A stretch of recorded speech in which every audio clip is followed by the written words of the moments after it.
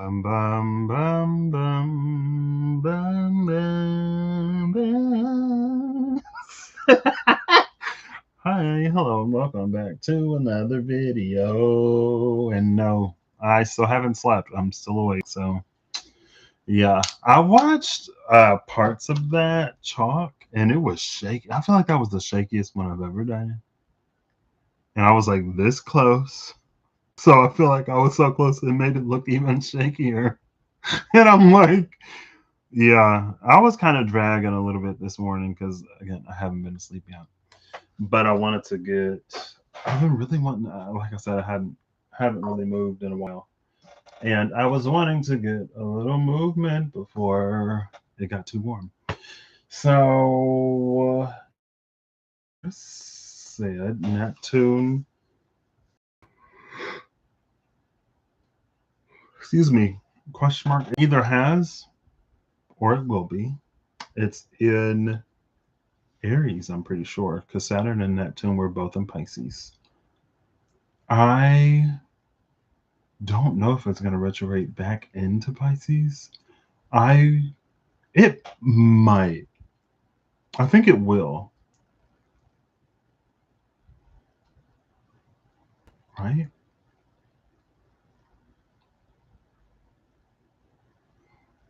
Anyway,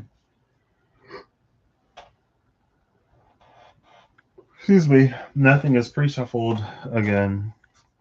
You know, I'm gonna pull. There was something I wanted to do. I've had it on my mind for the past day or so. I don't think it's been 2 days yet. To do a Coco Soco Asoko. I did it maybe once or twice, and I don't know why. So in Japanese, if you're in if you're talking, if two people are talking, right? There are three words for place, right? In terms of, well, I guess in terms of proximity, right? Koko is something that if you're talking to someone, it's nearer to you, like nearby, but near you. Soko is nearby, but near the person you're talking to. And then a soko is something that's at or removed from both of you, right? And so I had this idea to do a koko soko aso to lay down as a triangle where if you have one line on the bottom, like, um, excuse me, Coco would be left, Soko would be right, and then the point up top would be a Soko. And kind of in a way to triangulate something. I've also had an idea to like, because every now and then I'll be doing like a spread or something, and I'll need a clarifier. And I've wanted to do a read where I already pull the clarifiers. I pull the clarifiers before I even know what I'm doing. Which is, I mean, because I feel like I heard someone say, "Well, how slash why would you pull cards before you even know what you're doing?" And then it's like I rarely know what I'm doing. Sometimes I know what I think I'm doing. So I'm gonna get one SKT card from the Vitruvian edition as just like kind of sort of the title, but the vibe, the energy of Neptune retrograde. And then I'm gonna pull before and after Neptune in the wild and known alchemy, because Neptune is in the alchemy. And then I'm gonna use the wild and known archetype. Excuse me. I feel like I still haven't really used this or read this in the way that I really want to, um, which is fine. And yeah, hopefully this will be shorter because I'm starting to come down off of. I mean, but I ate some food and I want it to be like not lying down to allow my body to digest it, because that's where I am now. Right? Because that's where I am. If I eat and then go immediately to sleep, I will not be well when I wake up. I have, um, ever since, well, my number one fan told me that she saw that if you sleep on your left side, it helps with like digestion and stuff. And I was like, And then I watched a documentary on Netflix, and they said with the way that the stomach, with the way that human anatomy is, if you lay on your left side, then it doesn't impede digestion as much as if you lay in another way. So since I've started intentionally sleeping on my left side, I haven't, if I do happen to like not, to still have a fair amount of digesting to do. I got a coffee. It was going to be an ICC, but the coffee is gone. The eternal child just made an appearance.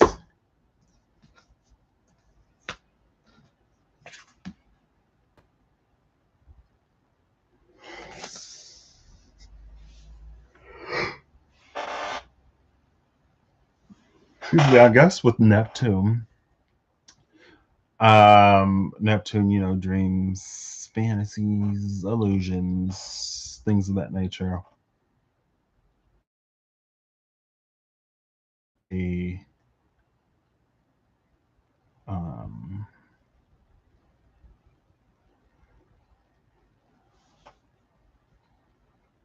connection to the inner child, in that, when we dreamed without limits and we thought anything was possible.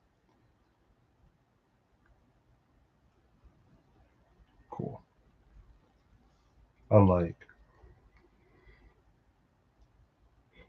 Excuse me, there were some things I wanted to talk about. A few things related to like constructs that I brought up, but like I didn't finish the thought earlier. There are a few thoughts that I didn't finish earlier, but that's fine.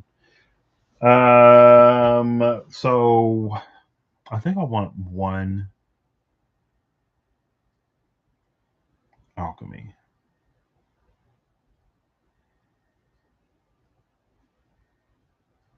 So before will be the alchemy. After will be, I'll use that to get the archetype of that alchemy, and then we'll get started. I remember tune came out recently with the, I want to say it was the Six of Zones, Neptune, and something. It came out in that one program that I made.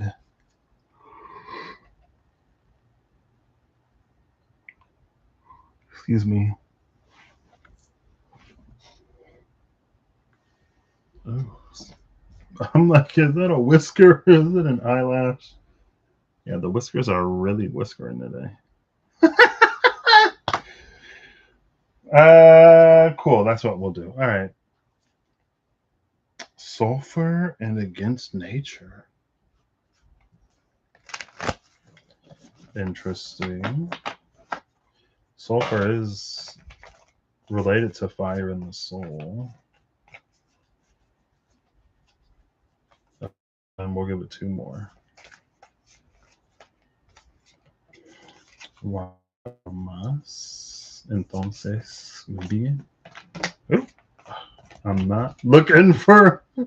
I'm like, I got a significator today. I don't need flips and falls and dips and dives and everything else. Bottom of the deck, we have smoke.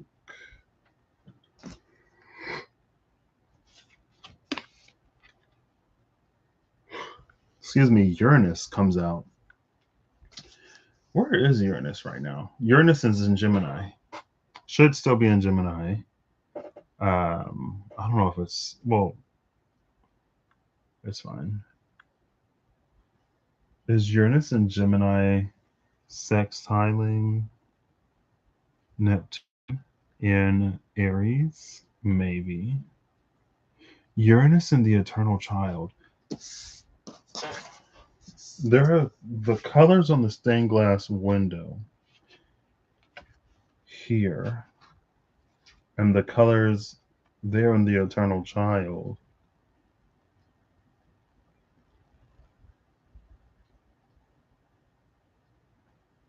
Now, the glyph for Uranus is like a combination between the Sun and Mars, which I mean, I guess is interesting just because earlier I was like, um, when I was talking about the Mercury retrograde Cancer. Excuse me, how my Mars is in Cancer and it trines fairly tightly my Sun in Pisces.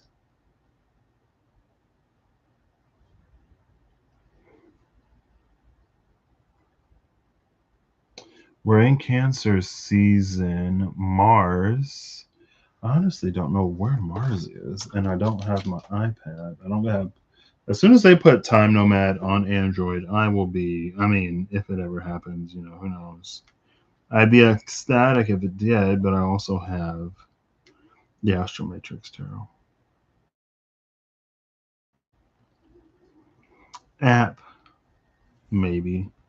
Actually, I should have another app, but I think that one was more Vedic.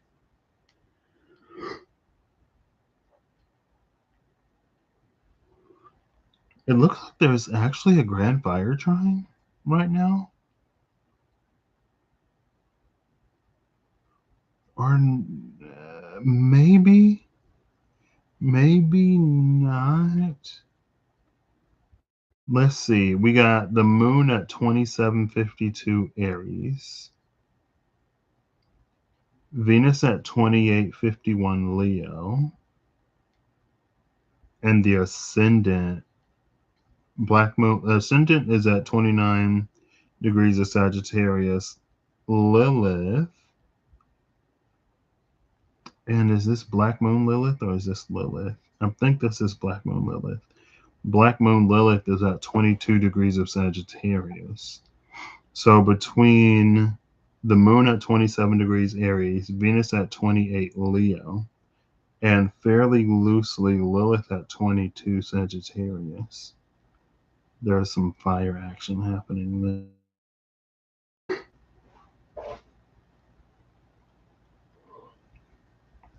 Mars is 7 degrees Gemini.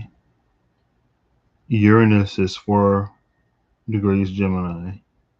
Pluto is 4 degrees retrograde Aquarius. Neptune is 4 degrees 25 minutes Aries. So yeah, at 4 degrees we have Pluto in Aquarius, Uranus in Gemini, and Neptune in Aries. I don't know what. Well, that could be a kite if something were in Libra, I think. Right? Because that would be something opposing Neptune retrograding Aries with that.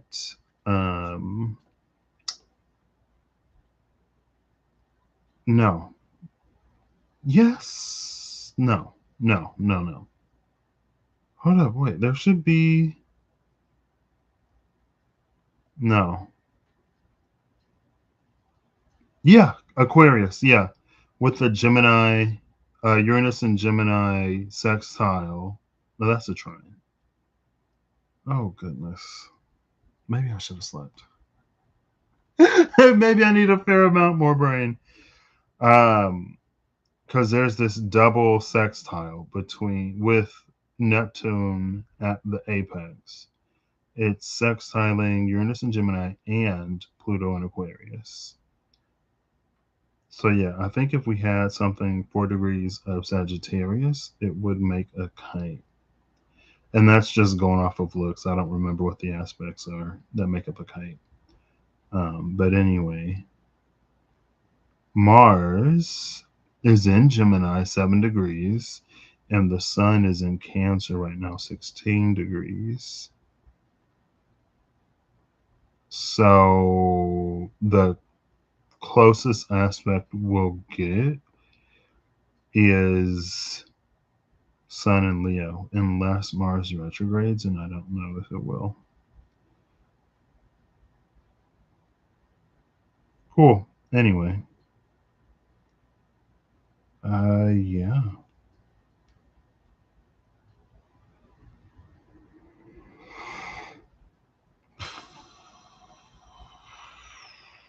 And two of them are retrograde. And again, 4 degrees, 5 minutes, direct Uranus, Gemini. 4 degrees, 25 minutes, retrograde, Aries, Neptune. 4 degrees, 42 minutes, retrograde, Aquarius, Pluto. So that's Aries, Aquarius, Neptune, Pluto, retrograde.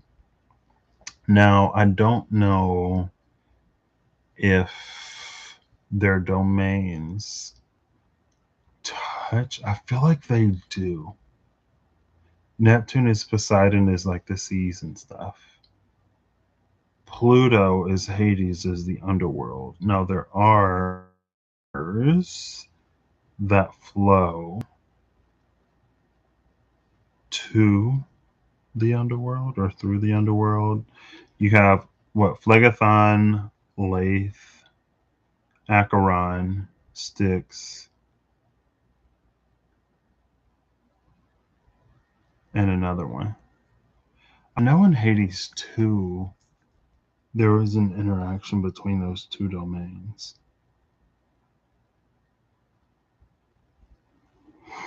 Anyway, Pluto isn't the one that's here.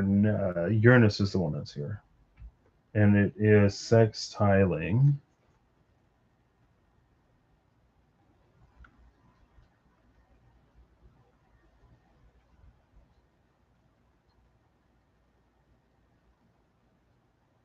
okay, we can look at that later. Bottom of the deck, we got Smoke, Blood, and Magnum Opus, the great work. Sure. I like to just take note of the bottom three. Now we're looking for Neptune, before and after Neptune. Before is the alchemy of Neptune, after is the significator for the water known alchemy. Before Neptune is Quicksilver. Quicksilver is Mercury. We've also seen Quicksilver recently. Here's Neptune. After Neptune is summer, which is where we are. I think it's going to be retrograde until December. I think. Also, we have Iron before Quicksilver, which apparently is the metal of Mars. And the Peacock's Tail after summer. I feel like the Peacock's Tail has been making appearances lately. Mercury is retrograding Cancer.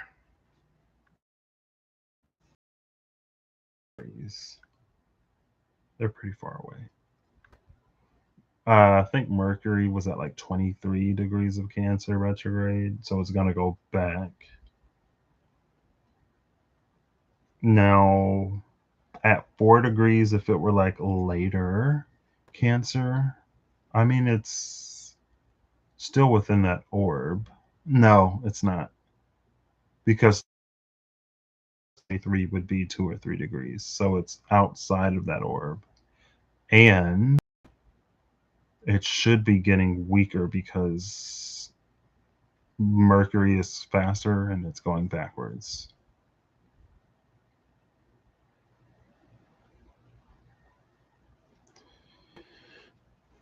So, number 18. Of course, we have the storm. The storm at the bottom of the deck with this Uranus energy and the lightning bolt. I cannot escape storms lately. We got the storm, the offering in reverse in the shadow. Upright with the destroyer behind this. I don't always take reversals here. The storm, the offering, and the shadow. What's the opposite of an offering?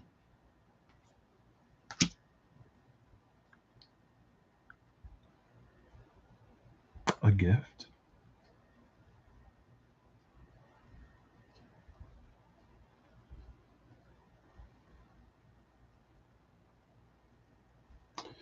I don't know. The destroyer and the castle. The destroyer, the castle, and the unseen. With the mask under that. And the comic under the mask.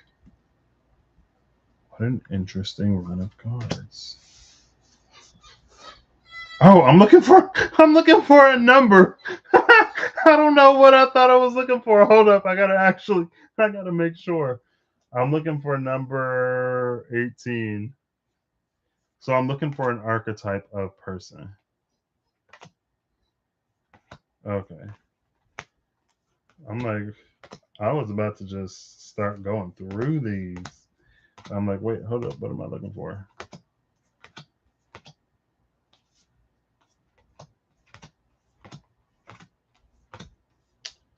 So if it's a place or a thing, I know it's not what we're looking for.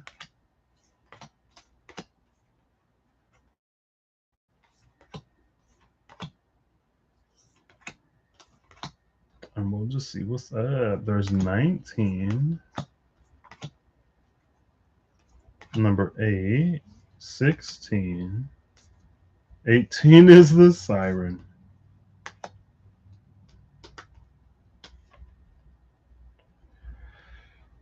Siren energy has also been present. The 1 in the threshold. So before the siren is the 1. After the siren is the threshold. Before the 1 is the flame, by the way. Kirsty, how art thou? It could be. But it feels like it doesn't feel like it's withheld.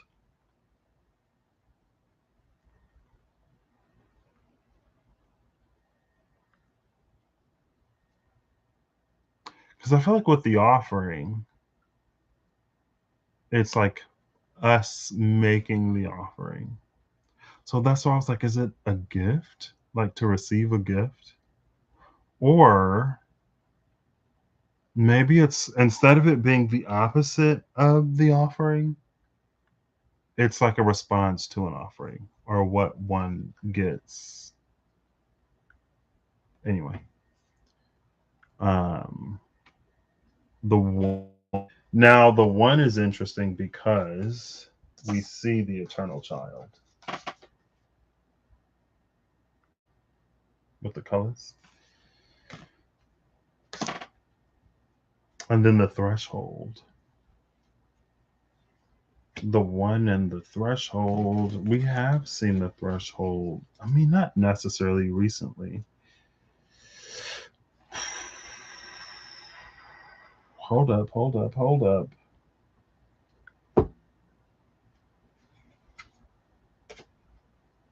Under the threshold is the venom.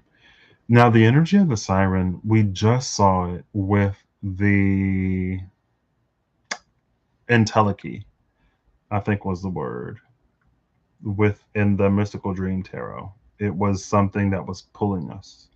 Also, with that peregrination and sojourning, which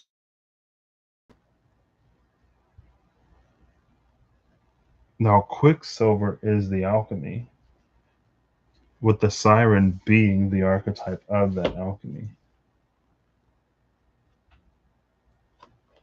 I mean, it's pretty, but dangerous. Quicksilver's number 24.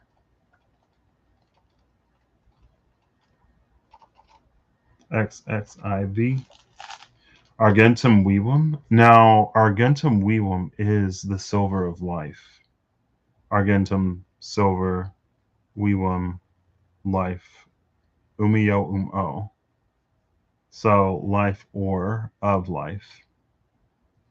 And the nominative and the genitive? No. Is that dative? It's not ablative. It's the possessive one. Whichever one is possessive. Because I think it's nominative. It's fine. Come on, brain. Let's focus on the right things. Now it's not the time for Latin trivia. Although Odysseus is out, and apparently that cast is stacked. Hello. Anyway.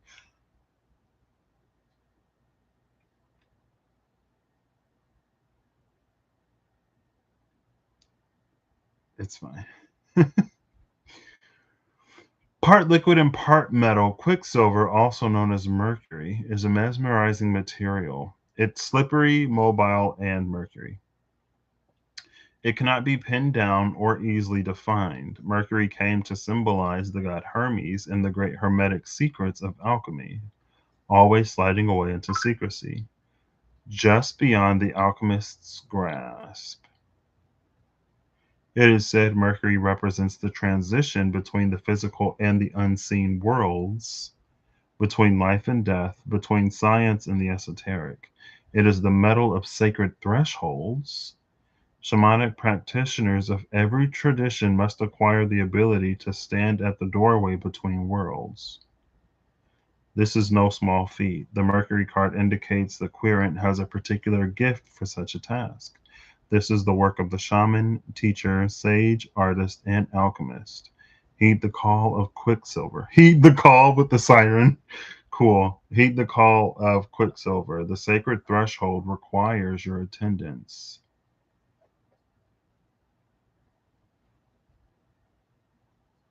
So we saw the unseen.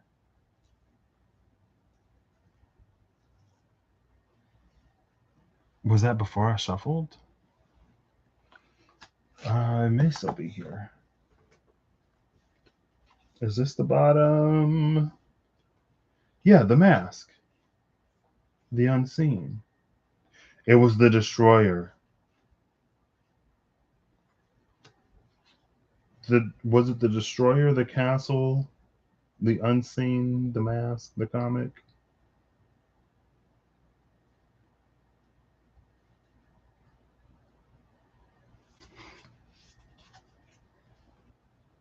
I don't know if I've slept enough for this. I feel like I obviously have not slept enough for this. I feel like I should have just either I should have just went live earlier or I should have just went to bed.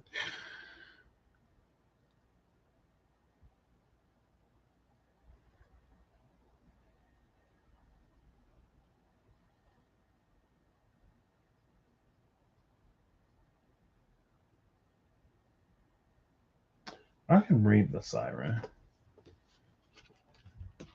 I mean, oh, it won't hurt, right? Oh, we still got one more card to get. Not the lover, the siren. The temptress, the seducer, the femme fatale. The siren calls and the world spins. What we thought we wanted pales in comparison to the sweet allure of her song. We find ourselves lost in a spell of desire and longing, perhaps even lust. Whether the thing calling to us is ultimately good or bad is somewhat irrelevant. It's the journey that matters. And the work of the siren is to take us on a deep psychic descent. Following her song, we go down, down, down the road. Which, okay, we'll park it. Following her song, we go down, down, down to a place where lessons are learned and courage must be rallied to find our way back to dry land. Try as we might, resisting the call may not even be an option, unless, like Odysseus, we bind our hands to the mast of our ship. It's likely, though, that falling for her call is the only way we will come to live more fully on the surface. So I did watch House of Harkness, maybe Agatha All Along. I watched Agatha All Along when I was visiting the folks with Disney Plus, and it's interesting. As a complete aside, I feel like I've been finding more and more nerds and anime nerds on YouTube. And I feel like I've been getting a heaping helping of my own medicine when it comes to some spoilers. And I'm just like, oh my gosh. No warning. At least I feel like I try to give a warning or I tried like to not say the name anymore. And I'm just like, man, spoiler, spoiler, spoiler. Um, I mean, it's been out for a minute. I feel like if you were gonna see it, you would have seen it. And I'm sure that could be said about a lot of stuff. Um, the thing that was interesting about that is, spoiler alert, and I'll give you a minute to find your phone or to get the remote or whatever to pause. Um, the thing about that was it's something that wasn't real until someone's power made it real. And the power that made it real was strong enough that it made it completely real, right? Because there's the kind of making it real that is side, but it doesn't actually do what it's advertised to do. But not only was it made real, but it also did what it was advertised to do, because the power that made it real was strong enough to do so, right? So, like, let's say, for example, there's a legend of what's something that grants wishes? Gene? No, let's leave them alone.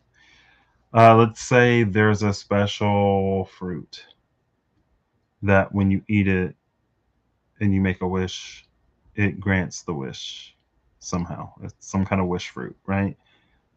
And let's say it's like super niche, right? So it's like there are some powers that would make the fruit real, but it wouldn't necessarily bestow upon it the ability to make a wish come true. But like the fruit is real. That was a power that not only made the fruit real, but completely real or completely realized. So the fruit was real and its ability to grant a wish was also real. Um, now, I feel like with Quicksilver's,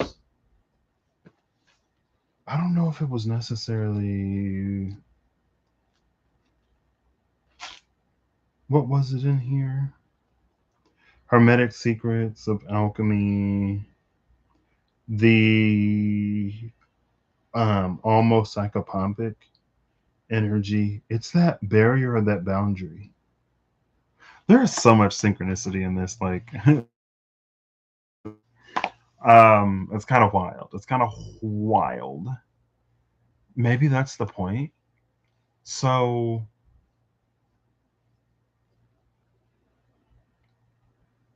I guess it doesn't.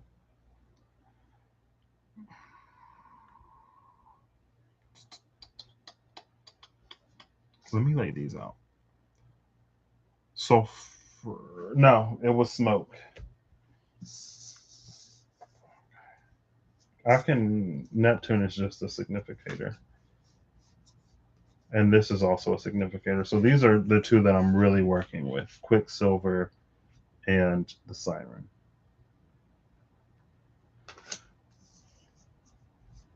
Now let me lay these out so I know what I'm working with. Smoke, blood, and that was of things that were made real. But again, it's like not only were they made real, but they were completely realized. Meaning they had the power to do what they were believed to do. Right?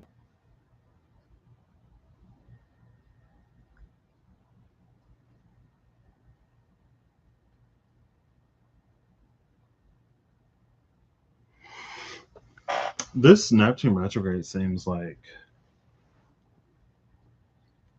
it reads as pretty positive and pretty powerful. Now, navigating this IRL is one thing. We have the eternal child with Uranus. Uranus. So, um, we have the stained glass here, gold in the palm of the hand.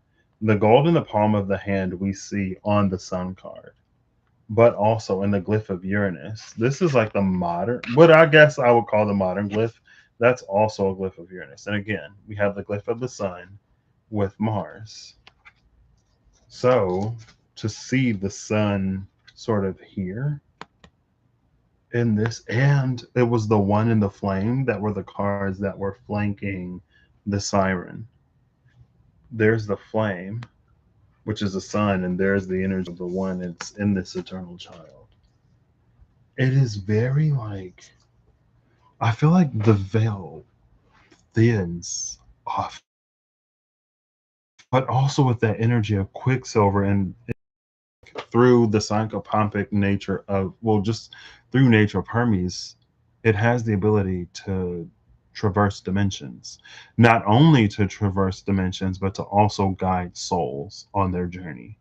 Now, that's interesting because I mentioned the 5 rivers of the underworld. And I feel like, I want to say that Hermes would be able to, I don't know how far he goes. I don't know if he just delivers them to like the banks of the river Styx where they would be ferried or not, like Chiron, or if Mercury, Hermes, completes that journey. It feels like if Mercury does complete that journey, then you don't have to traverse one of the rivers.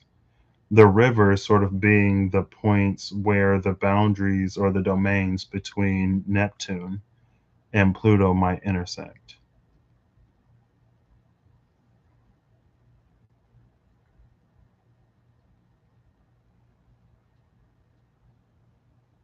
And for some reason, it's like I'm trying to think of a reason why Mercury, Hermes would have to do that, because there are systems in place, right? Also, if you don't have to go through Charon, then you wouldn't have to pay the fare. Anyway, with the transience of this boundary border and the siren call here, smoke, blood, the great work, the storm, the offering in reverse, and the shadow.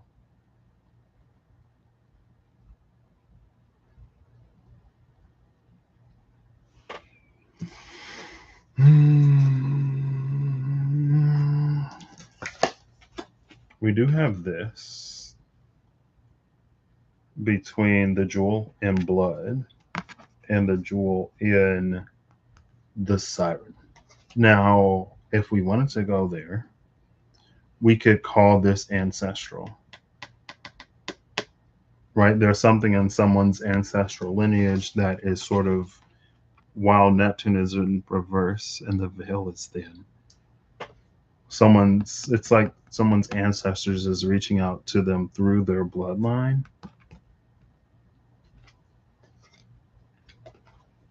to, for some reason and purpose that has faded into obscurity.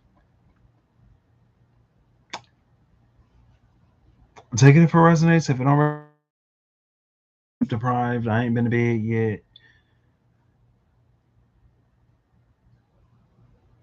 Because I almost want to say there are things that faded into obscurity for good reason.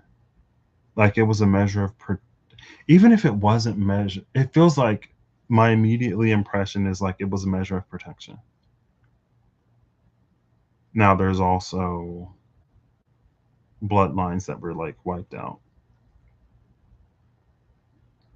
I mean, I don't know if any bloodline necessarily ends involuntarily, or if anyone ends. Well, I'm assuming there are some that end voluntarily, but mostly I'm assuming there aren't.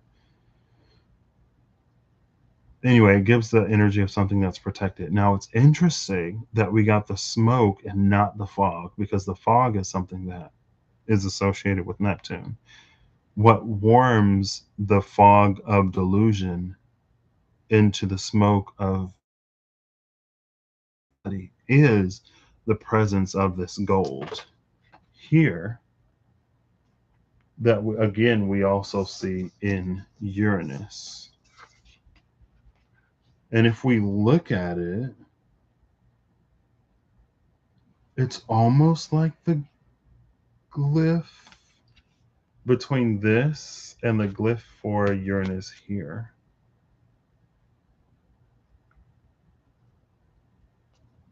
It's not right.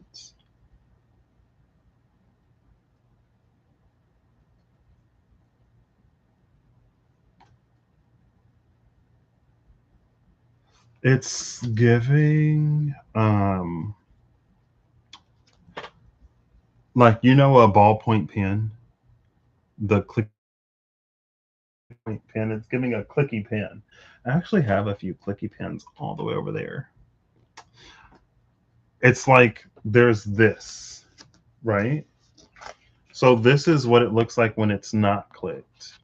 And it's like when you click it down, it looks like this. Right? Maybe if I turned it upside down, you would see the visual better. Probably not.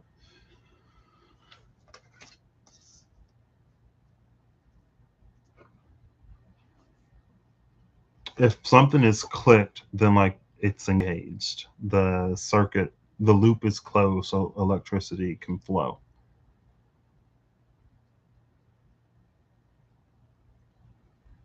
Also, we have 3 golds blooming from that magnum opus. Even though the magnum opus isn't in full, even though like the buds haven't opened up, the gold is still there.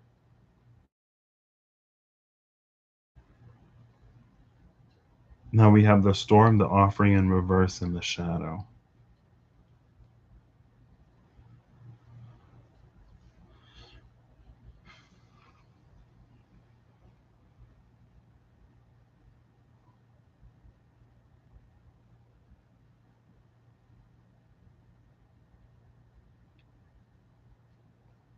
With the offering in reverse, another way to interpret it could be, again, it's the gift. Instead of offering something to the divine, we're gifted something by the divine, or something is offered to us.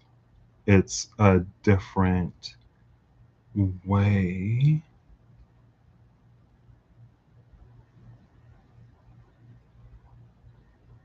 I'm trying to think of Japanese for some reason.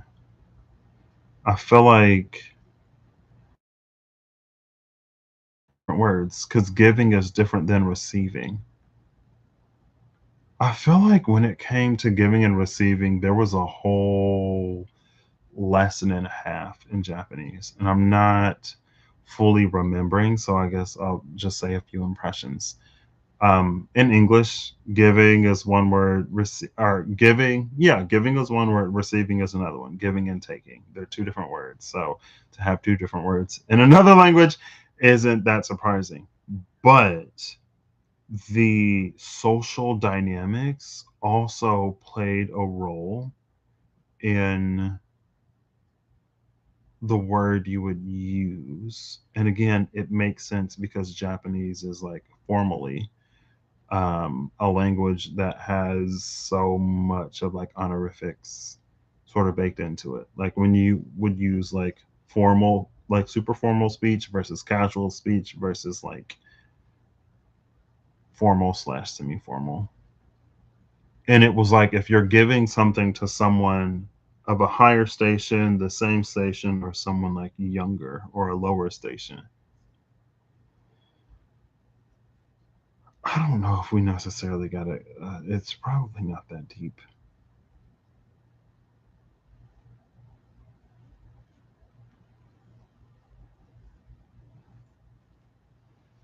I don't. It does feel like it's something really interesting here, though.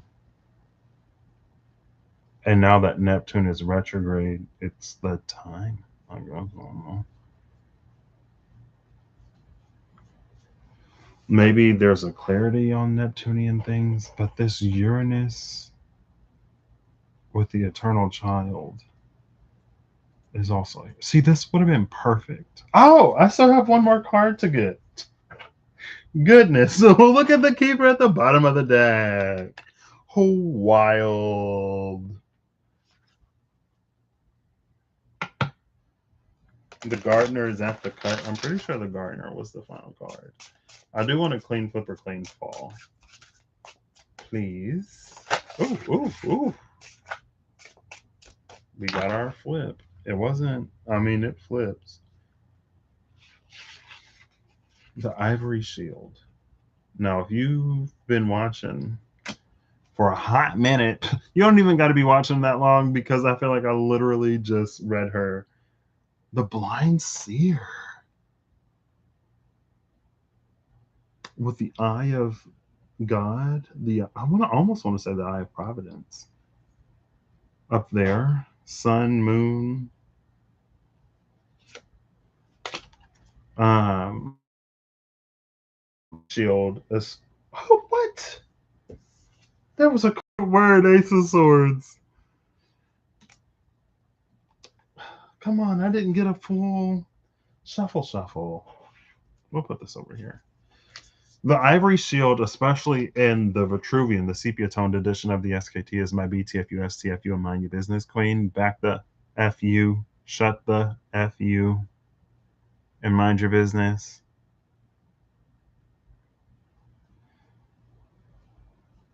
And she stands at the threshold of what is sacred and holy. Now, in this deck, in this edition, and I specifically went for this edition today, some vague reason.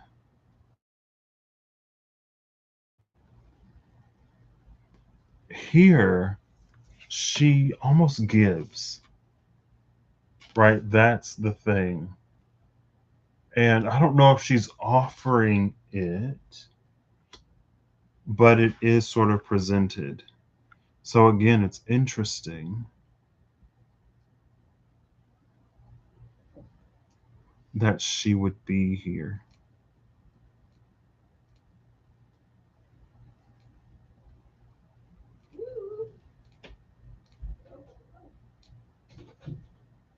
See, if that was me, she would have talked about me. Let me stop. She's like, why you wait until? Just kidding. Okay. There's another anime. I was literally. Was I thinking about this anime? I'm like, hold up, wait. I feel like I was for some reason.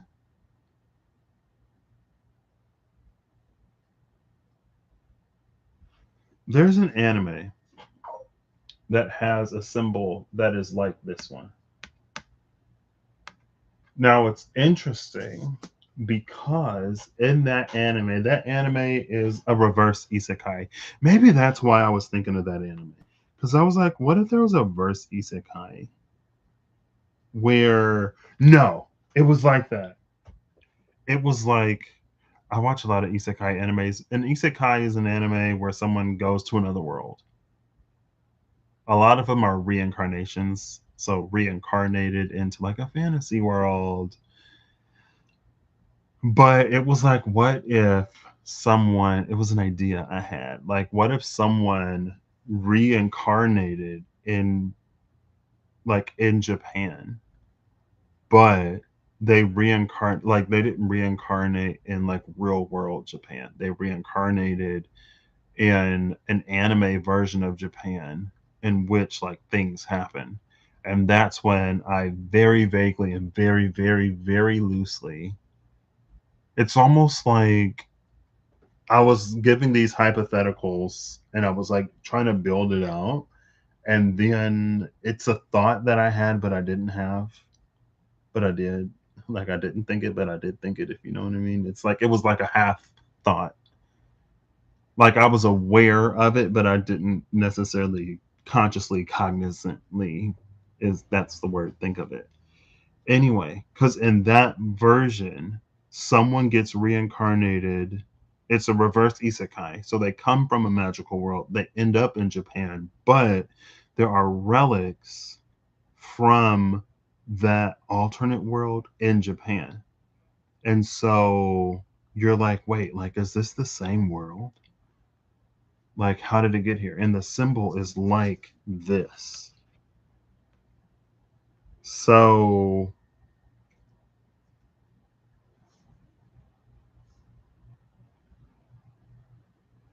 what is it? That's kind of spoilery. It's fine. So again, it plays into that, the quicksilver of it.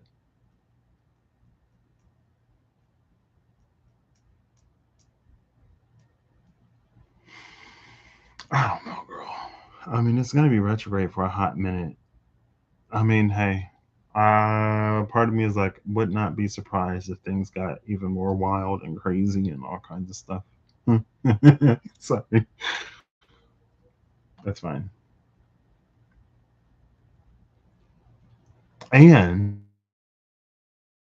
blood tie relation. You discover it. You find out. Also, gems, jewels had resonant, not resonant, residual, like magical power and energy. Anyway, I feel like I'm still trying to figure out. So we have the ivory shield, things that may have been, I want to say, occluded almost before. Now, with the eternal child, it could play into some kind of knowing that someone's always had. It's almost the energy of the Hierarch in the archeo archetypes. It's like longing for a home that you've never known type energy. And I feel like the stained glass shatters because the wall is broken.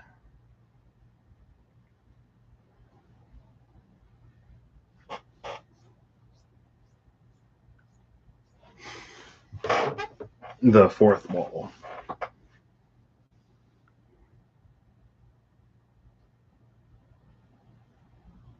Or the ceiling. I was gonna say the fifth wall, like, or the ceiling. Cool. I mean, I guess this is interesting because there has been a sort of transdimensional flair for the past minute that I haven't fully known what's up. Even last time we went looking for the rooftop in the spiritual realm, and I don't know if this is necessarily the same as that. It's fine. I didn't necessarily. It's already been almost an hour. um.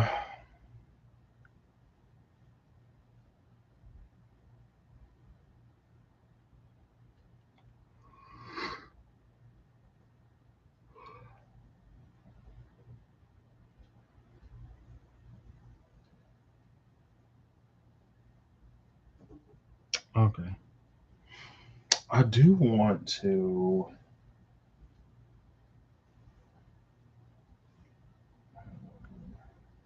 Here it is. I do want to Google this real quick, real quick. I'm translating it right.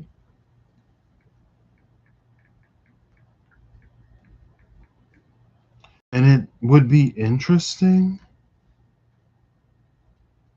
Living silver. Living silver, not the silver of life.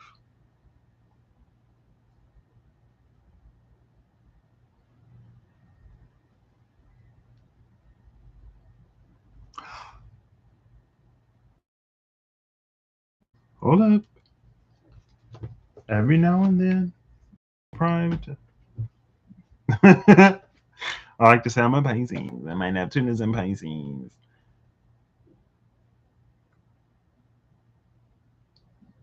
This is living silver or the silver of life, which implies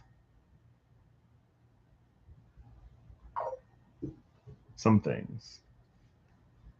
There are implications that are made here.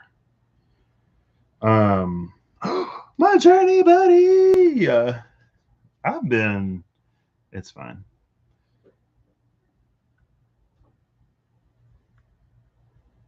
I almost want to see where antimony is.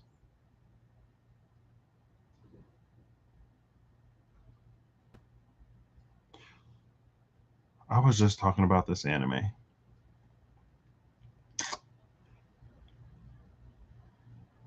Okay. I feel like if I'm being completely honest, maybe it's my bad for coming live anyway. Like, I feel like I have not slept enough for this. Not to see it, but to communicate it.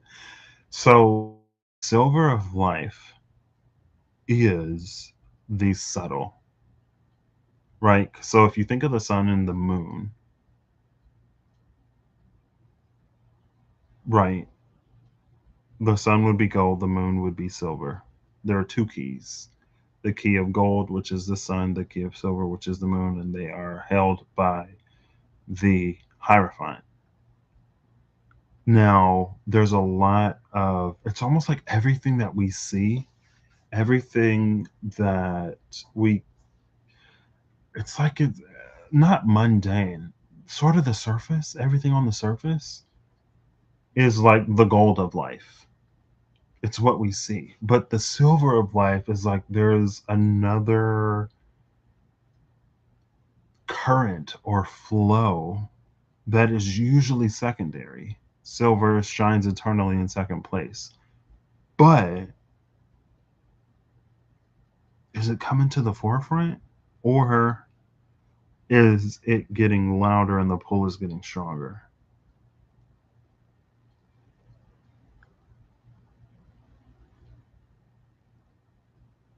So it's like vestiges of things that may have always been somewhere,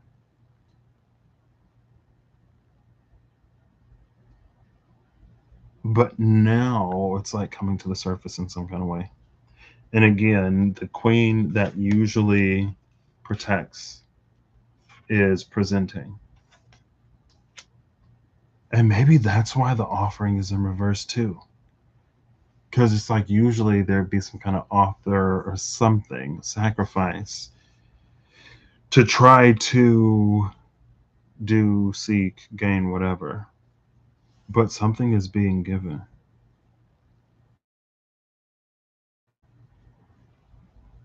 Maybe in a storm, in the cover of night, it's almost like there's something that's happening. And while everyone is distracted by the something, then on the side, something is being presented or given. Now, this magnum opus, the great work, is interesting because I don't know if it furthers it, if it's related to something that someone has to do, or if it's like a reward for the completion. Now, there are three roses here. We also saw at the bottom of the deck of the SKT the Keeper. There are three sacred or mystic roses in the SKT. All of them are buds in the Initiate. One of them has bloomed in the Seeker, which is the card in which I first saw that glyph. I mean, it's right here. Why not? Oh, yeah, I guess we could do this. And then in the Keeper, all three have fully blossomed.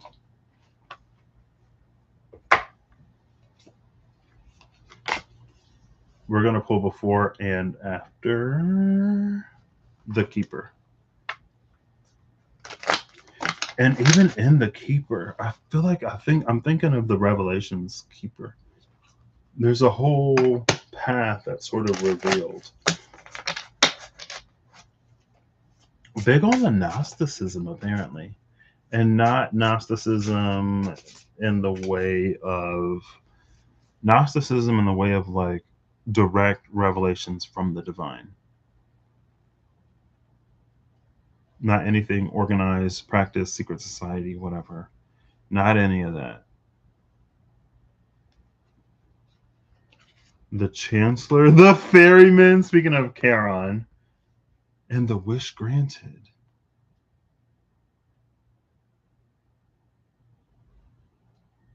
This is justice.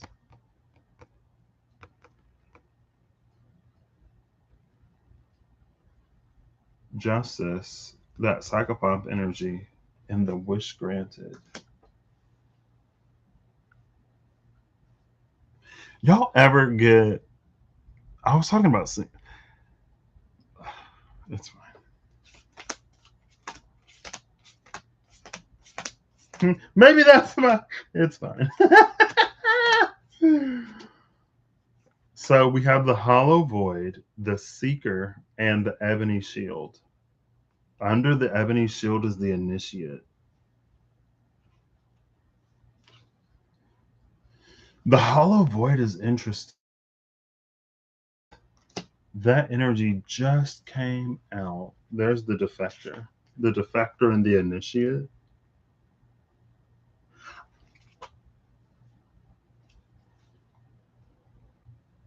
I kind of love it. What I love about the defector and the initiate, especially after that whole recognition of this Gnosticism, the energy of Gnosticism, is there could be something truly Gnostic that leads the initiate somewhere. They decide through resonance that they want to be initiated into something, but it's like in the initiation process, it's revealed to them that whatever they're being initiated into, it can't actually help them or it's not designed for them. And so they defect, they go their own way. They take their is divine revelation and all kinds of stuff, right? It's interesting that the hollow void is here because in the spread, the keystone spread, position 6 was the 10 of Pentacles in the 8 of Fantasy Tarot. But it called to mind the 10 of Pentacles, the dynasty in the SKT, where we see something growing in the void. Something growing in the void is very much so this silver of life energy. Because with the gold of life, the void is void. Nothing grows there. Because it's almost like it's almost like it's so energetically rich and tumultuous that it appears to be energy deficient. It's like we would say it's energy deficient because nothing grows in it energetically. But it's like the reason why is it's so much energy and it's just things are constantly being like formed and unformed. And so because nothing sticks, we think that it's incapable, but that's not the case.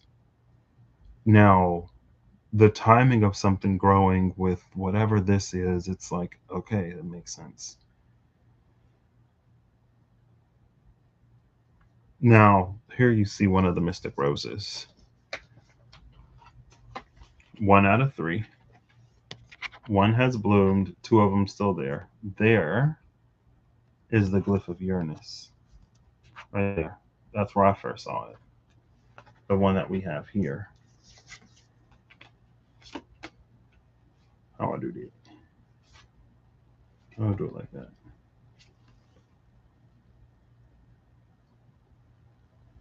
Right? Now, we have the divine temptress. So it's interesting that the siren is one of the cards that came out because in the Vitruvian edition of the SKT, the Queen of Pentacles ebony shield, ebony and ivory, which is cute because they're for the golden shield and the scarlet shield, they don't have their stories aren't as rich as of yet for me. The ebony shield, it's like in some areas where the ivory shield is just silent. The ebony shield, the divine temptress, will produce things to lead someone another way. She protects things, but she does so by enticing people into other directions. Now I feel like I gotta.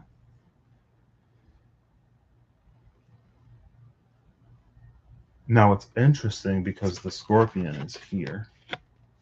Scorpion giving Scorpio giving death.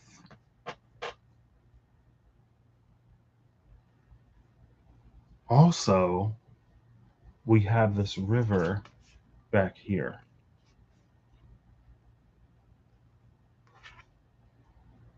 And the cup being presented. That's the opposite of the offering.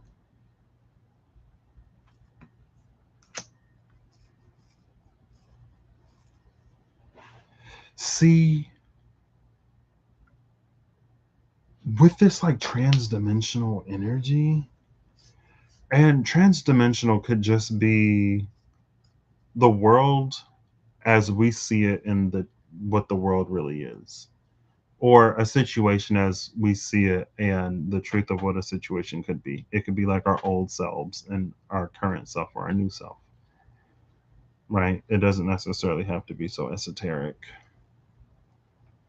It feels like, though, these are the same, right? That hand that's offering the cup is this ivory shield. So, in this sepia tone dimension, without colors, then again, Uranus and the eternal child are bringing the color to the situation. And the world with color, the hollow void, isn't hollow. In the world of black and white, it is. And so, is that the shadow?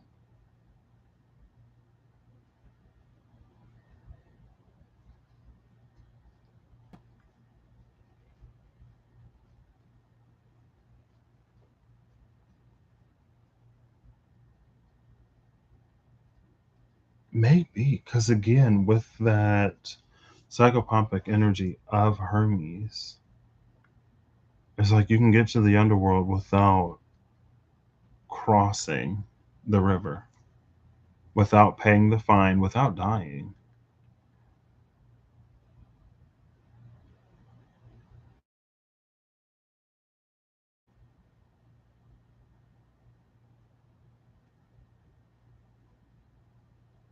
Interesting.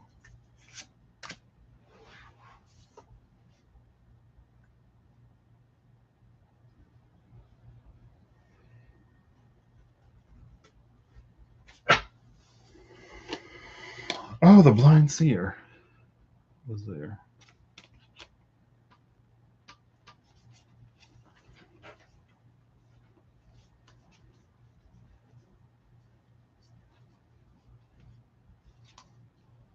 See? The defector is with the quester. The defector from here has slipped into, defected from that initiation, slipped into the world of Technicolor. Right there, where we see Thoth. And you're like, whoa, where did he come from? All of a sudden, like you're here. And then all of a sudden, he's there.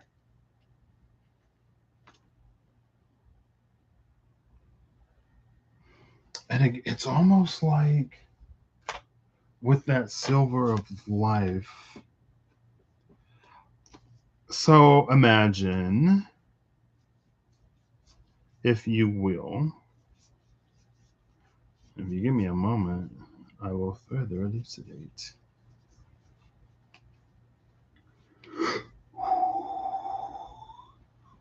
Excuse me. The kindred, the seeker, and the champion.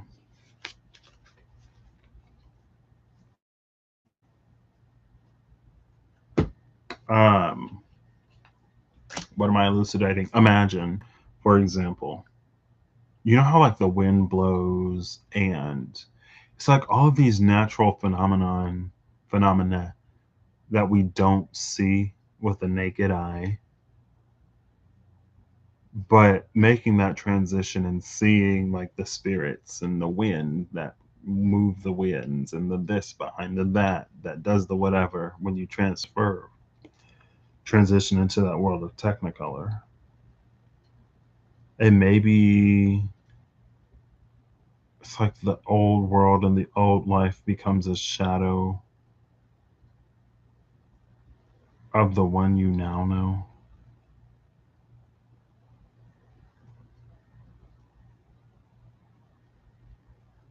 There's a lot of stuff like demystifying. It's not any less fantastic.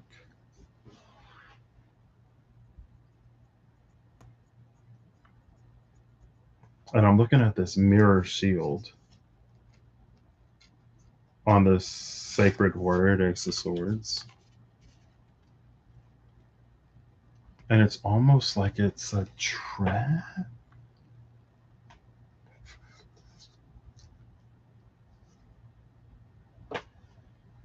It's the thing that keeps us from seeing. Like our silver, it's when our silver paths are dormant, then there are things that we don't see.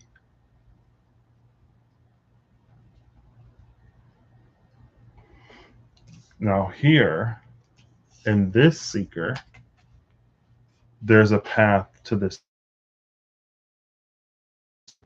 On this one, it's like it wasn't there. This is like being at the dead end. It's an empty archway. It's like a wall. But in this Technicolor world, it's like the wall, you can see through it, or again, it opens up into the deeper chambers.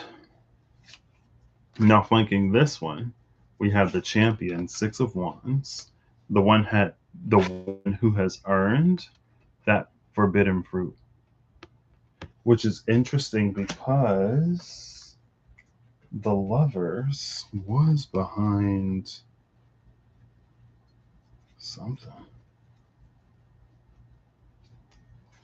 The initiate, remember we had the initiate and the keeper, or the initiate and the defector.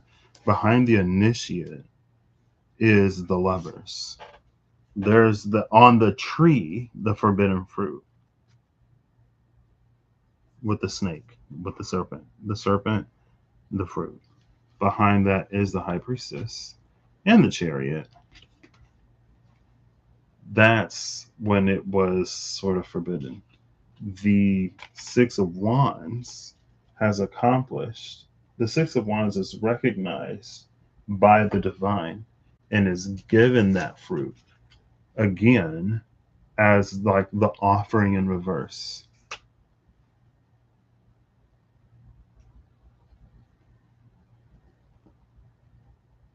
Again, that which was protected, sacred and holy. Also a different kind of tempter. A not so necessarily divine temptress. Just that pure temptress, which was the serpent. I guess technically you could say it was Eve, but she was tempted first.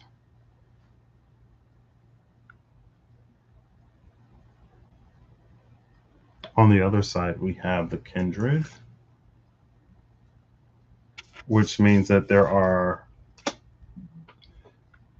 like, there's at least a whole class of people. I was just talking about that show. Literally. All of a sudden, one day you show up and it's like you're told everything that wasn't explicitly said before.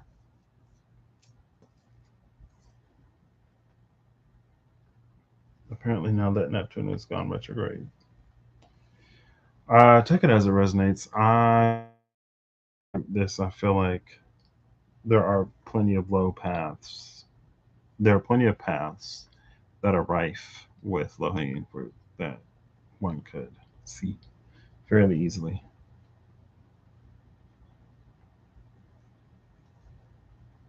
Cool. Something is revealed in this Neptune retrograde.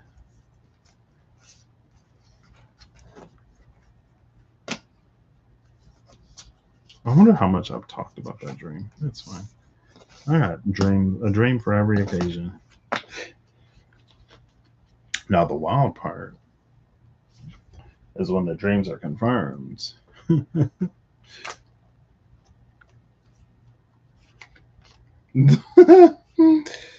Cool. Love it. Cool, cool. Love it, love it, love it, love it.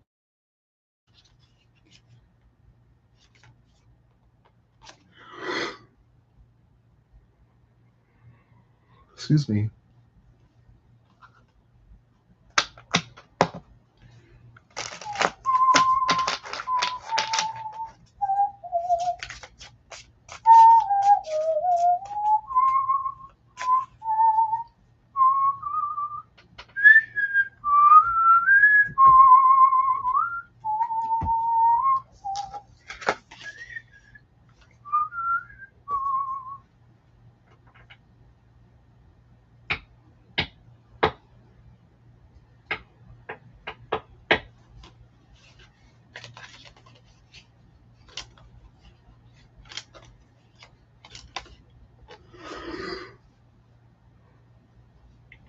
Excuse me. I thought I had kicked the sleepies, but they're coming back. There she is again, the Chancellor Justice. Again, I just was hearing somebody talk about Anubis. She mentioned the scale of Anubis. I've never had this question ever before. I've never ever wondered what creature is the feather from. Does it matter? I don't know, but I've never been curious before. Today, she was like, "Yeah, they take your heart and they weigh your heart against the feather." And I'm like, "Okay, but what creature is the feather from?" I was like, "Oh, I could use the mythical creatures oracle deck that I have and see, or I could ask Google. Let's see what Gemini has to say." Hey Google,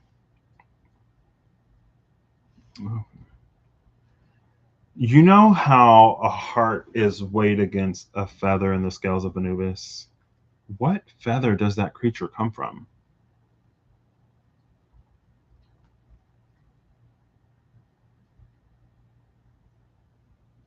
I think I've figured out that Gemini, if my phone isn't unlocked, she doesn't. Come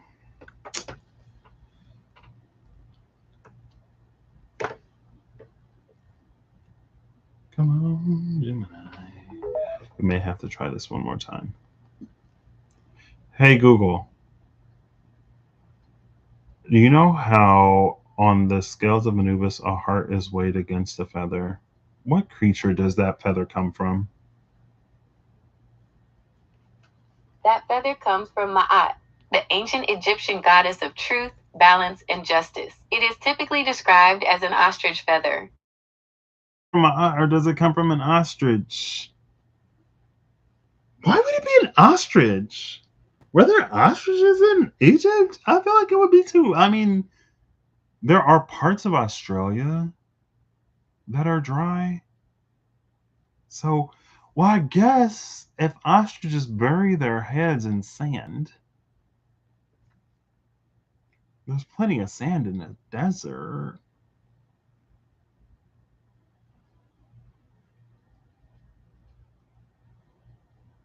So, is it a feather of Ma'at? Or does she just bring the feather?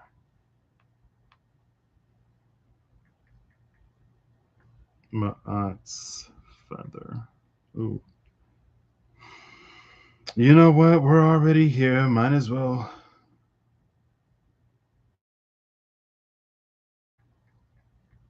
Dive a little deeper.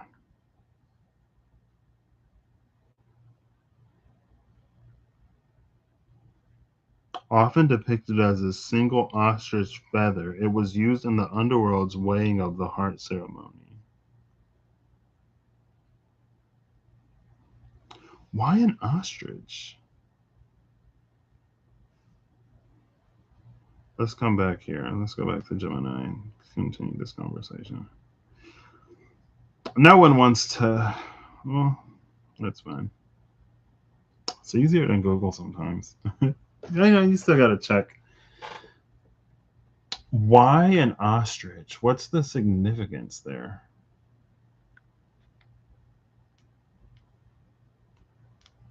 The choice of an ostrich feather wasn't random. It was a brilliant piece of visual symbolism by the ancient Egyptians. In Egyptian hieroglyphs and art, the goddess Ma'at is almost always depicted wearing a single ostrich feather nested in her headband, or the feather itself stands in as her symbol. There are two main reasons the ostrich feather specifically represented cosmic balance and truth: perfect symmetry. Unlike the feathers of most other birds, like eagles or falcons, which are asymmetrical and curved to help them fly, an ostrich feather is almost perfectly symmetrical.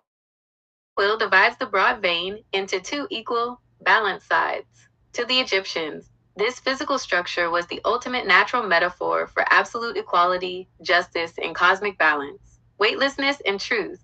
Ostriches are flightless birds, but their plumage is incredibly light, soft, and fluffy. In the Hall of Ma'at, a person's heart, the IB, believed to hold the record of all their lifetime deeds, had to weigh exactly the same as, or less than, this practically weightless feather. If your heart was heavy with sin, greed, or deceit, the scales would tip, and the soul would face a very grim end. Essentially, the ostrich feather was a daily visual reminder to live a life honest and unburdened by wrongdoing, that your conscience was as light and balanced as the feather itself. Want to know what happened if the heart was heavier than the feather? Not particularly, no. Perfect symmetry. Thank you. And it's symmetrical because the ostrich is flightless, right? When it comes to raptors, I was like, what was the name for birds? Feathers are angled to make them more aerodynamic. But there's something about the image of the symmetry. There's something about what the word symmetry evokes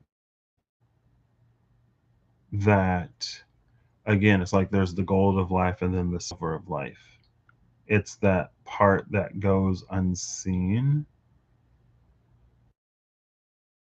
and it's sort of being in balance. Yeah, I've never wondered that before. It's just a feather. But for some reason today I was like, maybe it was the sleep deprivation. I'm like, what? A feather from what? Like, ultimately, as I imagine, are pretty light, so it doesn't really matter. But the ostrich, which I feel like is a bird that I never really see depicted, right? You have your like falcons and your eagles because there's like Ra, Horus, um, but not an ostrich. Interesting.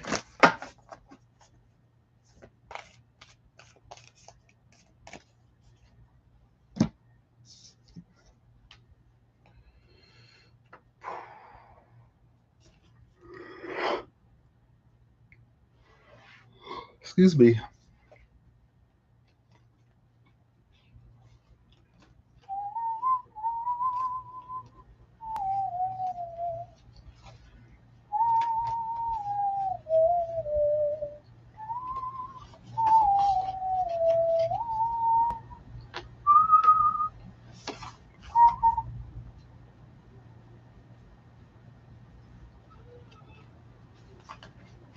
I wonder. I'm trying to think of Grecian demigods and gods. I know who was the cupbearer, the beautiful boy that Zeus question mark the gods fell in love with. So they kept him young. There was somebody else that was undying, but that still aged. So by the time he was picked up, they figured, it's not enough for them to not die because they will still age. So you got to keep them young too. Um, what was his name? I feel like it started with an I. for some reason. I don't know why. I'm trying to think of it. Just right. You got bodhisattvas. Um, you got Elijah and Enoch in the Bible.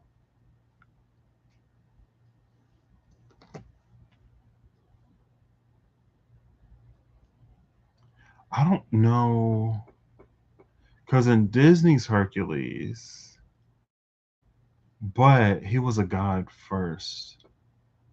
That's why proving himself to be a true hero restored his godhood. Now it's gonna bother me. Usually I know his name. I mean, I took Latin for 4 years in high school, and it was, cupbearer of the gods. Ganymede does not start with an I, by the way. Is Ganymede a moon?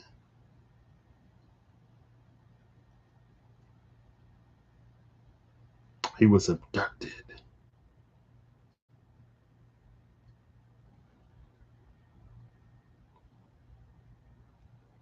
What? I've never heard of this word. That's why I've never heard of that word. Oh, oh gosh. Yeah, he was abducted. So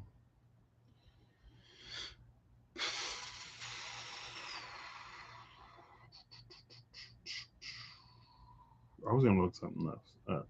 Ganymede. I feel like Ganymede is a moon. Is it a moon of Saturn? Ganymede astronomy. The largest moon in the solar system. It's bigger than the planet Mercury and Pluto. It's Jupiter or one of Jupiter's moons.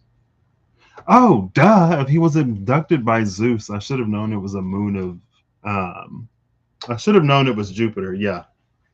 If only I had looked at the chat before. I should have known it was Jupiter. He was abducted by Zeus. I was like, Saturn, maybe?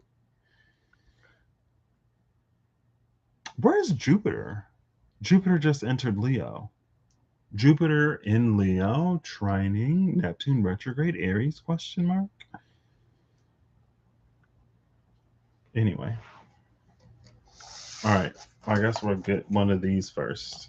Flip or fall, wild unknown archetype.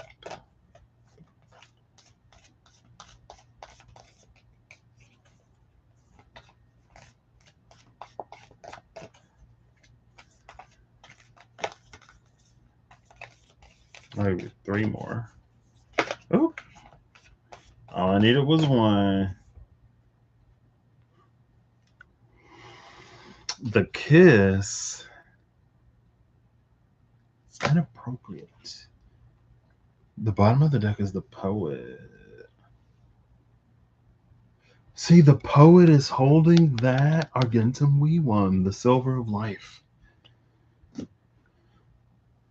Maybe the kiss is the meeting where silver and gold merge?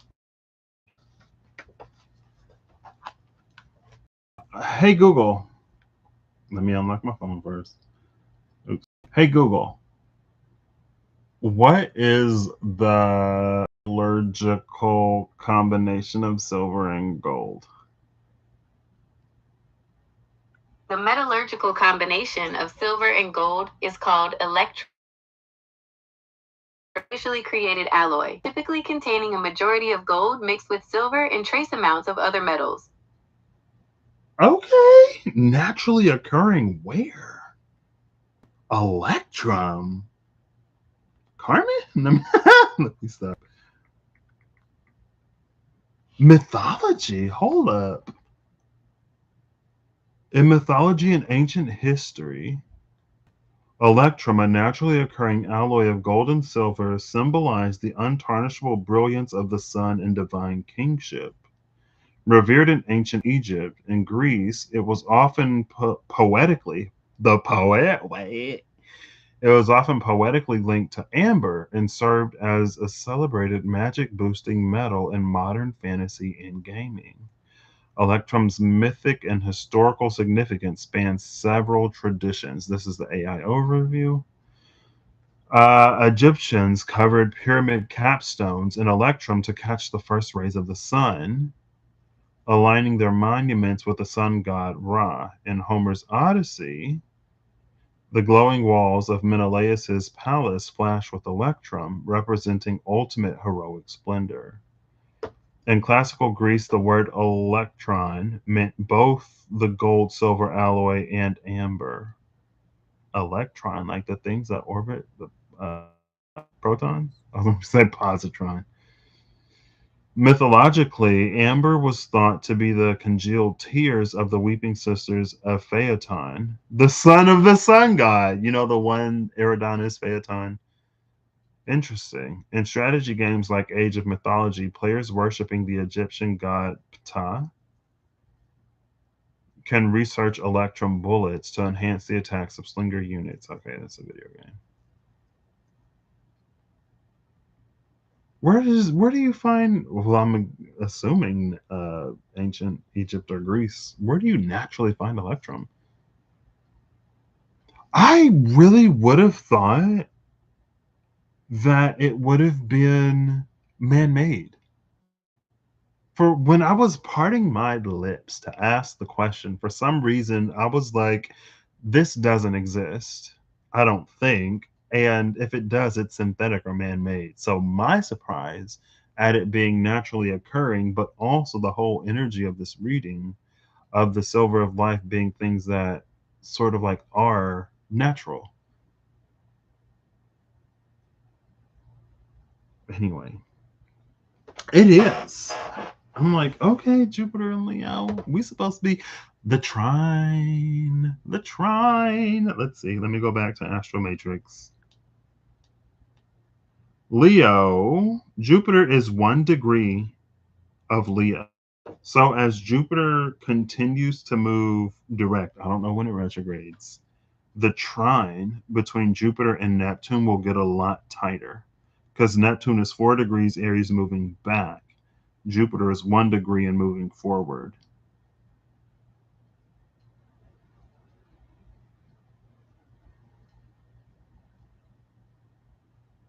Okay. I feel like I'm waking up again. Electrum is a naturally occurring alloy of gold and silver with trace amounts of copper and other metals. Its color ranges from pale to bright yellow, depending on the properties of gold and silver. It has been produced artificially and is also known as green gold, though the color is more pale yellow than green.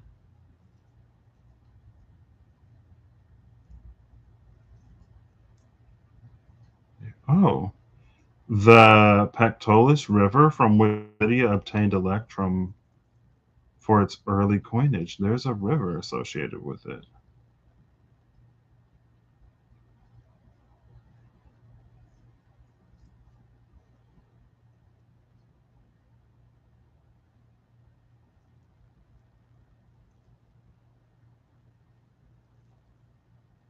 The first known metal coins were made of electrum.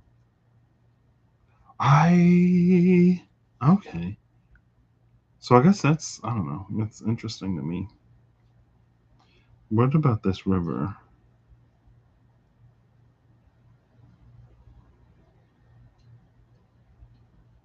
It's near the Turkey. The river rises from Mount Molus, flows through the ruins of the ancient city of Sardis, and empties into the Geddes River, the ancient Hermus.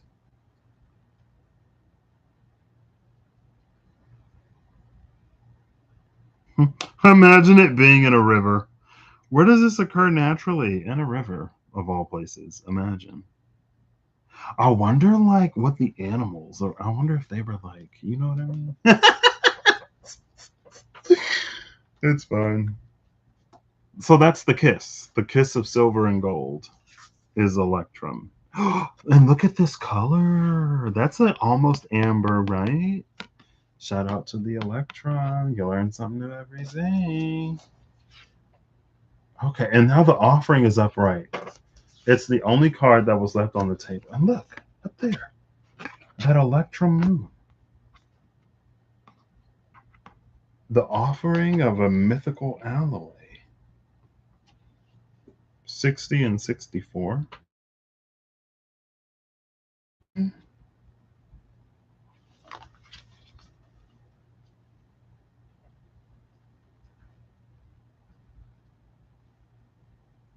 I almost want to. You know what? It's fine.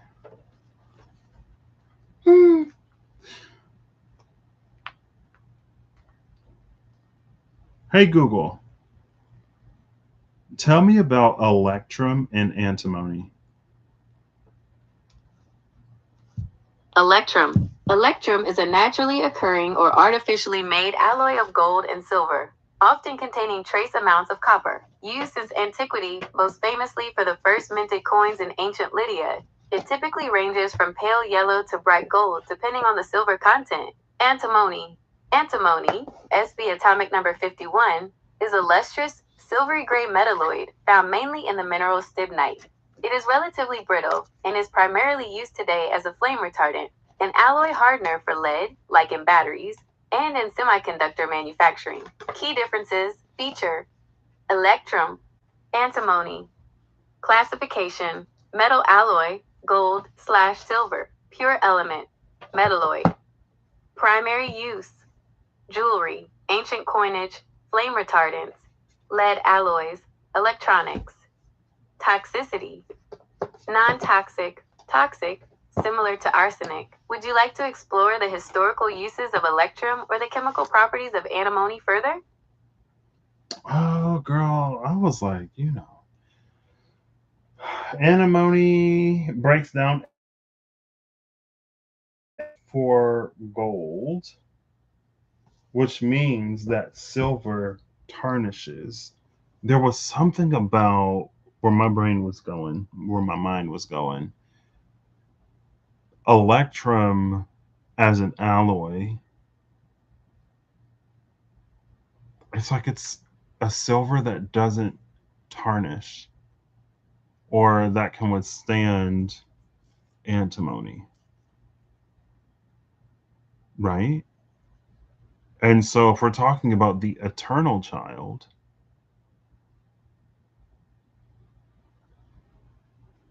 it makes sense. That would be one way to get a silver that doesn't tarnish, right? Is to put it in an alloy with gold and maybe some copper and some other metals. Oh, look at that, the moon. Well, you don't say. The moon and ash. Okay.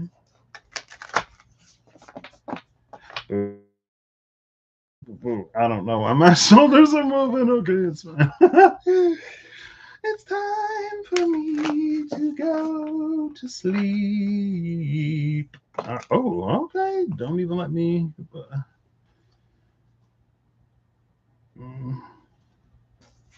Oh, spring came out with Uranus in reverse. And then the bottom of the deck is the despicable face. Why is Uranus in reverse for and Ash again? If you were curious. Why is Uranus in reverse for spring? Is that when Uranus transited into Gemini?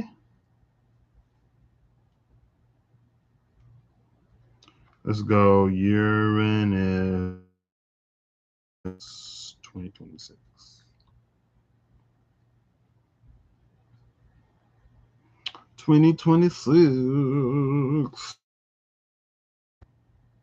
So, April 25th, Uranus entered Gemini, the top of spring.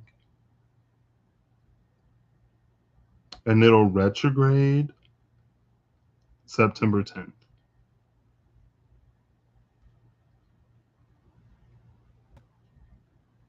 Why the despicable face, though? Why the despicable face, though? Why Uranus in reverse in spring? Why would it be in reverse when it goes into Gemini? Is it because of its trine with Pluto? Is Pluto directing, masterminding Gemini? So, Gemini. Uranus, so that Uranus isn't doing what Uranus wants / what Uranus you question mark.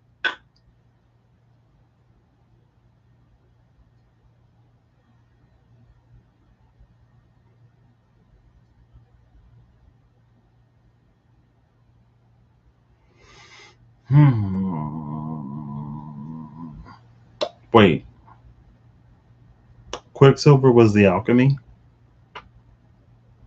The archetype was the siren. So it's the draw of Quicksilver. I was like, did I do it this time? It's supposed to be the alchemy of the or the archetype of the alchemy. So it's the allure of Quicksilver. That now that I say it like that, it almost feels dangerous. In the sense that like it's almost like if there is an infinity pool or if there is and there's a barrier that keeps people from walking off the barrier, it feels like the barrier is removed. So you could just like slip into, you know what I mean? Because again, like if Neptune were upright, it's like the veil would be solid, would be discernible, maybe at the very least. Now, on the positive side, it may be easier than ever to see a dream made manifest, right?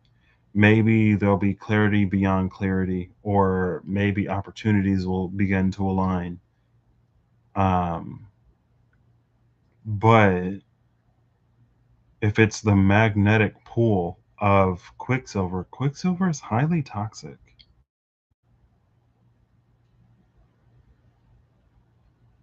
I don't think, but it's not the danger that's the allure. It's its properties and how it moves, right?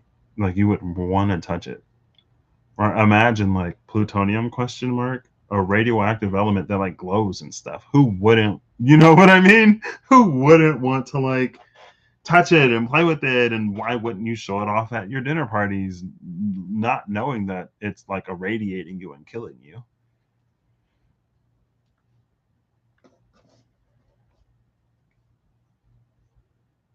Maybe with the despicable face upright and Uranus in reverse, is it seeing a side of Uranus that we don't usually see? Or, I mean, I feel like in general, it is seeing a side of Uranus that we don't usually see. Is it seeing the despicable face of Uranus? Or is it seeing like the not despicable face of Uranus? Who knows?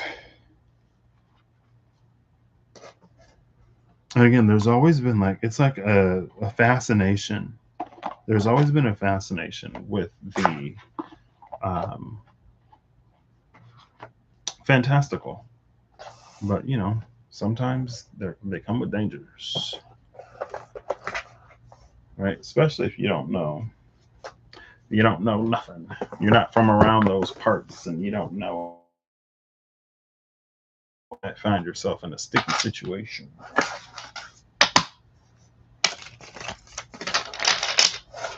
Ooh. Okay.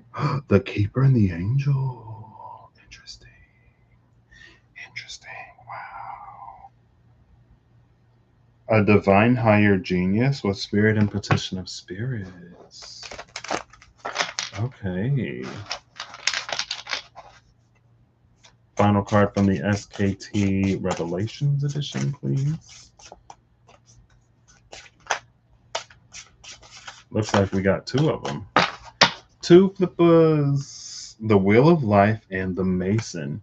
Now, the interesting thing about the Mason in the Revelations edition is we see the work begin in the Vitruvian edition. The work is finished in the Revelations edition.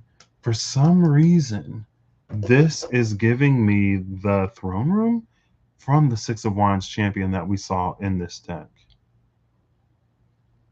But, like, there's no throne here. The building is built, but there's no throne here yet. Wheel of Life, Destiny Turning, the Sphinx. Bottom of the deck is the Magus, Divine Powers of the Mortal Spirit, which is interesting because the angel was a divine higher genius. Divine Powers of the Mortal Spirit, the Sphinx, Destiny Turning.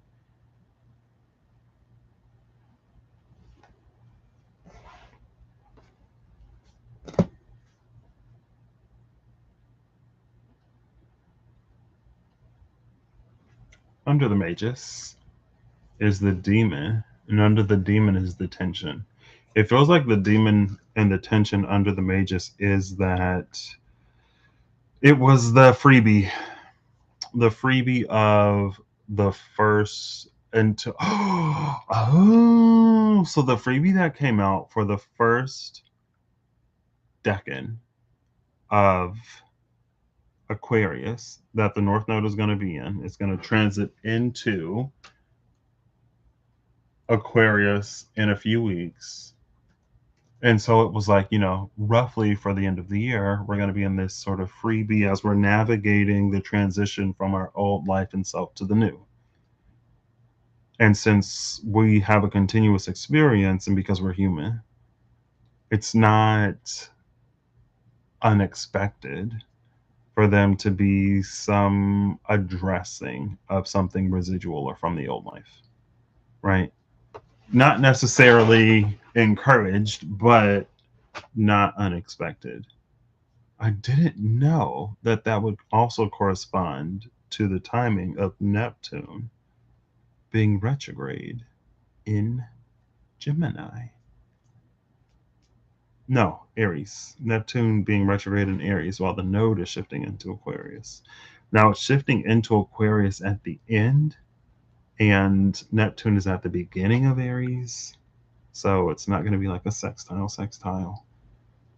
But still.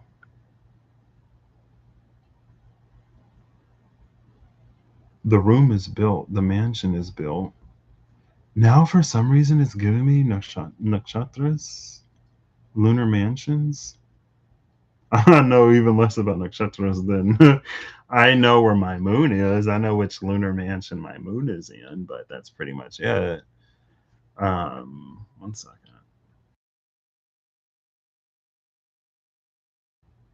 Okay.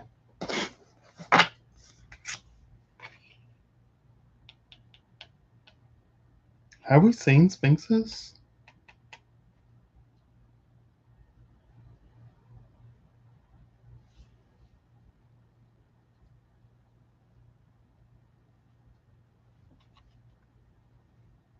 Or was it just the ancient Egypt talk? Was it Electrum?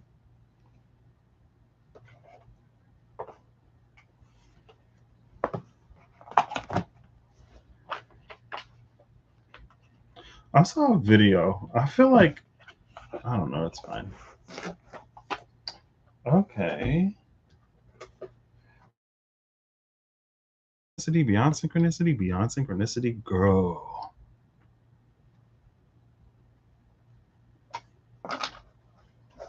And related to that video I saw, look, see that? The dynasty.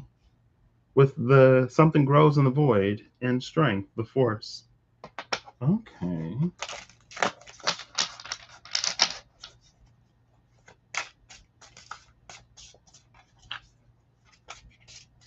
I don't know. My dreams have led me to some pretty wild stuff before. And again, I'm just like, I had this dream. I don't know what it means.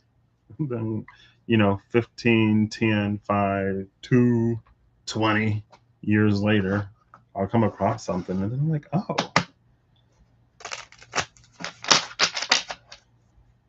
All right, final card from the final deck, which is the SKT Retruvian edition. Oh, first we had the Ace of Swords. Now we have the Ace of Wands. Bottom of the deck is the Dynasty, which is Mercury in Virgo. Is it just one? Yeah. The Awakening, Sacred Fire, Ace of Wands, the Awakening. Look at the rising sun. Because the rising sun was such a shock.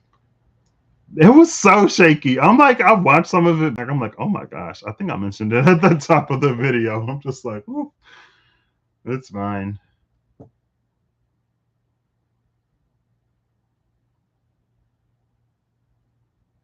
Have we seen the Sacred Fire? It's the fire that warms the fog into smoke.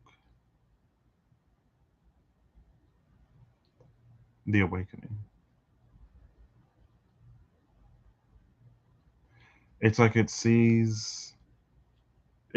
delineates the fantastical from the illusion. There's a lot of the fantastical that could of what our experience has been, but the difference is that if something fantastical is or could be real, an illusion will never be.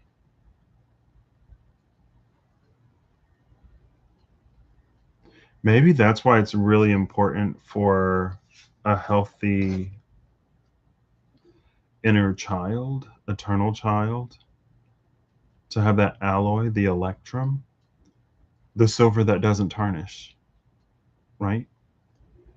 Um, because it's like the eternal child can believe, and belief isn't necessarily important. Belief is more important for our access to something than it is for the thing to be. It's whether we believe in it or not, whether we know about it or not, it is. Bottom of the deck again was the Dynasty. Now it's interesting that we see the Dynasty here because it read like the actual opening of that happens in the Technicolor world. Maybe this is the shadow of that offering, right? Because as it was presented, it was almost like it couldn't happen for whatever reason, but maybe it's almost like a parting gift, right? As you enter the Technicolor world, the world that you left is forever changed or marked in some way. Something grows in a space where it never could before. And maybe for those that notice, it becomes their portal, their entryway, their see before we can believe. Because again, believing is only our access point. It doesn't affect something, whether it is or whether it isn't. But for us to make that transition, sometimes we have to believe. So that's the gift that remains. And again, that's literally what came out with the when I pulled all those significators, right? The standstill, the holy mountain, whatever the rooftop, and the spiritual realm. It was like because there was the blockage, right? And it was like you have to translocate to that other dimension, get you can return to the original one, or you can just stay in that new dimension. But as you move beyond that obstacle, it loses its anchor in reality, sort of like globally or largely, collectively. We'll say collectively. So now, someone like literally blazed the trail There's something that is open that wasn't before. I don't know. Thanks, Kirsty, for stopping by. I hope you all have an amazing whatever whenever you see this. I hope you're acting in alignment to make all that you wish to experience your reality. I hope that whatever you need along your path journey and way you find. And until next time, I'm going to try to actually get some sleep because that's a thing that people need to do.